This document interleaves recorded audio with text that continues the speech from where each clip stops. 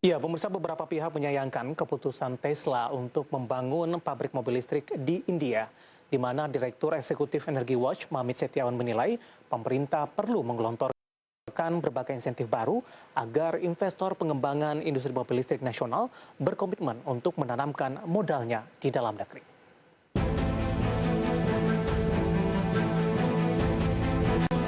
Keputusan Tesla untuk membangun pabrik mobil listrik di India menimbulkan pertanyaan terkait keberlanjutan negosiasi pemerintah Indonesia dengan perusahaan yang dipimpin Elon Musk itu.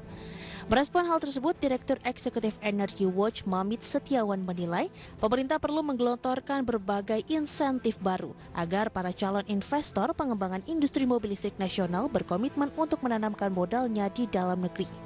Mamit menyarankan salah satu stimulus yang dapat diberikan ialah berupa insentif perpajakan, seperti pembebasan pajak penjualan barang mewah atau PPNBM. Selain itu, Mamit pun mendorong pemerintah untuk memberikan stimulus berupa bantuan persiapan lahan. Mamit pun menyayangkan keputusan Tesla untuk membangun pabrik di India. Ia berharap langkah tersebut tidak mengganggu rencana Tesla untuk mengembangkan Energy Storage System atau ESS di Indonesia. Sebelumnya, Deputi Bidang Koordinasi Investasi dan Pertambangan Kementerian Koordinator Bidang Kemaritiman dan Investasi Septian Haryoseto memastikan negosiasi dengan Tesla tetap berjalan. Namun ia enggan membeberkan perkembangan negosiasi tersebut, termasuk terkait ketertarikan Tesla membangun ISS di Indonesia. Berbagai sumber, IDEX Channel.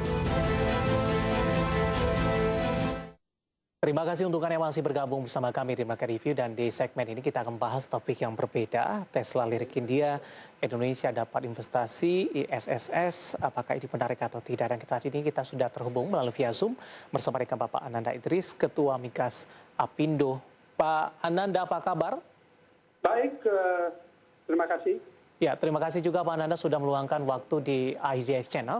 Pak Ananda, langsung saja sebelum membahas mengenai investasi Energy Storage System atau IES Tesla di Indonesia, bagaimana tanggapan pengusaha Pak sampai sejauh ini mengenai akhirnya Tesla membangun pabrik mobil listriknya di India ini? Sebelumnya juga Indonesia sempat digadang-gadangkan juga akan menjadi tempat yang serupa untuk pembangunan mobil listrik bagi Tesla.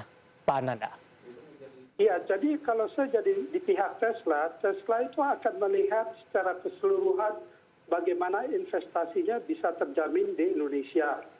Nah, jadi tidak hanya bisa dilihat dari aspek mikronya saja. Tentu ini yang mereka juga lihat di India.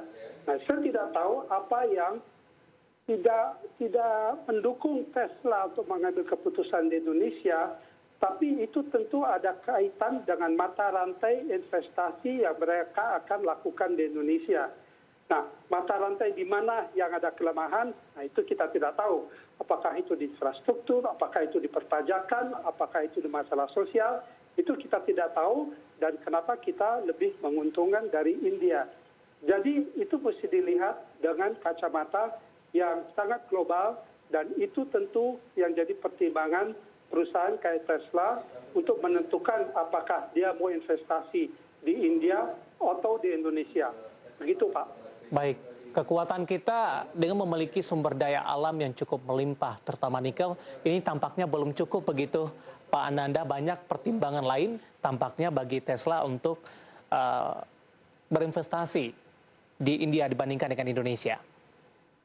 Iya, itu juga jadi catatan buat perusahaan kayak Tesla. Dengan adanya nikel, dengan boleh dikatakan abundance ya kalau bahasa Inggrisnya, sumber alam nikel kita itu belum menggerakkan mereka. Kenapa belum menggerakkan mereka? Mereka melihat bahwa mata rantai ini tidak komplit. Dari pertambangan nikel sampai itu ke pabriknya Tesla, itu ada mata rantai yang mungkin sangat rumit, yang mungkin tidak terlalu menarik buat investasi seperti Tesla. Mungkin banyak yang belum jelas di situ. Memang ada upaya-upaya seperti Omnibus Law kemarin untuk mensimplifikasi mata rantai investasi dari hulu ke hilir. Nah, ini kelihatannya belum menarik keperhatian Tesla. Jadi permasalahan yang ada di Indonesia itu adalah tata kelola mata rantai dari hulu ke hilir. Baik. Gitu. Terkait dengan kondisi ini, Pak Nanda, tentu sebisa mungkin Indonesia tidak menggantungkan harapan realisasi investasinya hanya kepada Tesla saja. Masih banyak pemain-pemain lainnya yang memiliki potensi yang dinilai juga cukup besar, Pak Ananda. Bagaimana Anda melihat peluang Indonesia ke depan untuk menggait investor merek mobil lain selain Tesla, Pak? Pelajaran apa yang bisa kita ambil? Saya rasa perusahaan mobil lain mungkin akan juga melihatnya dengan kacamata Tesla ya. Jadi kita tidak bisa terlalu membandingkan merek A, B atau C, karena masalahnya mungkin lebih di kita dan bagaimana kita bisa menarik investor itu, gitu. Baik, artinya pembenahan dari domestik begitu ya, Pak?